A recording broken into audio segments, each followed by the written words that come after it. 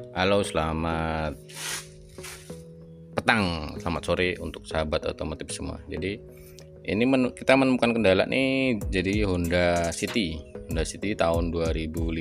Jadi ini kasusnya mobil itu panas terus ya. Jadi kasus mobil itu panas. Kemarin sebenarnya permasalahannya itu dari radiator. Ya, radiatornya itu ada yang bocor, cuman yang naikin mobil itu mungkin nggak tanggap karena indikatornya itu sampai nyala. Nah, setelah dilakukan pembongkaran, akhirnya mobil itu kemarin sampai ngejim ya, sampai macet. Nah, setelah dilakukan pembongkaran dan pemeriksaan, nah ternyata bloknya juga sudah mulai keropos. Ini sampai mau nyebrang, ini tinggal besi dari linernya aja yang sudah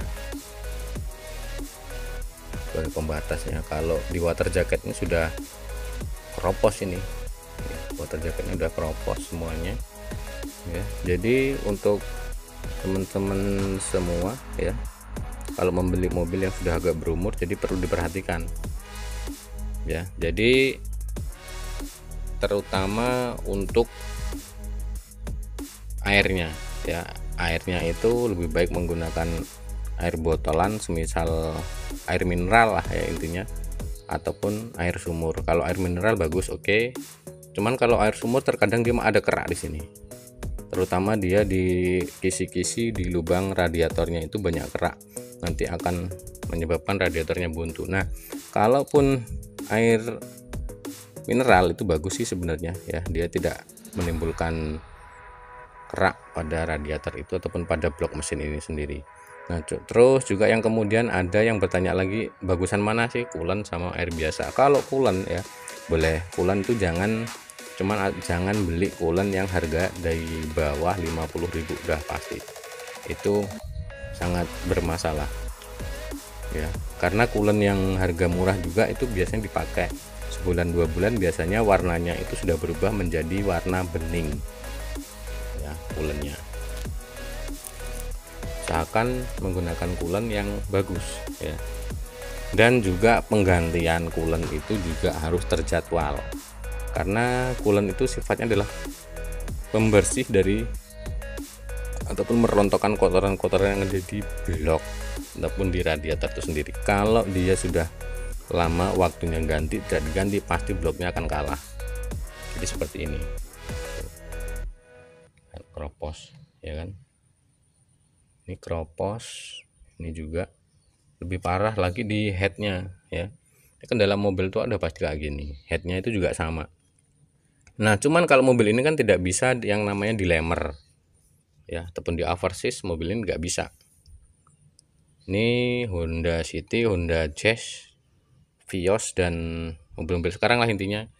Kalaupun Avanza masih bisa, itu tidak bisa dilemer ya, harus dicabut buringnya. Ini cabut buring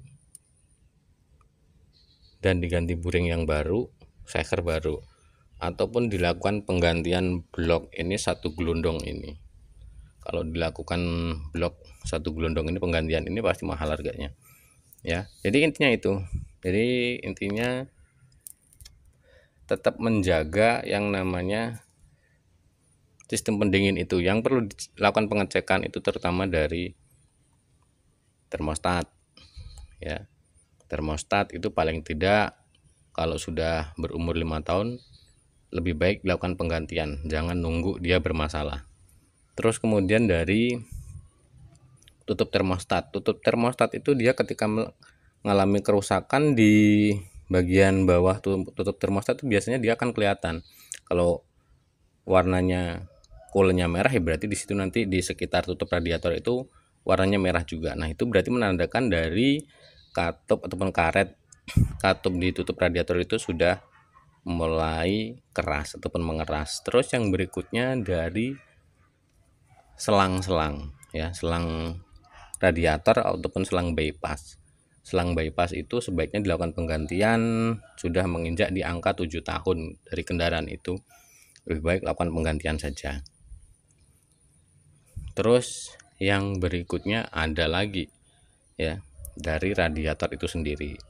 Radiator diperiksa paling tidak seminggu sekali lah diperiksa, karena takutnya apa, ketika kita sedang melakukan perjalanan kadang itu ada beberapa kasus menemukan yaitu radiatornya itu bolong, entah itu karena mungkin yang jelas kena batu kerikil ataupun batu-batu yang kecil itu mengakibatkan radiator itu bermasalah ya. Itu komponen utama yang perlu dilakukan pemeriksaan dan penggantian secara terperiodik ataupun terjadwal, dan juga dari penggantian coolant itu sendiri. Coolant itu harus dilakukan penggantian paling tidak 1 tahun sekali lah kalau coolantnya yang bagus, ataupun kurang dari 1 tahun lakukan penggantian coolant.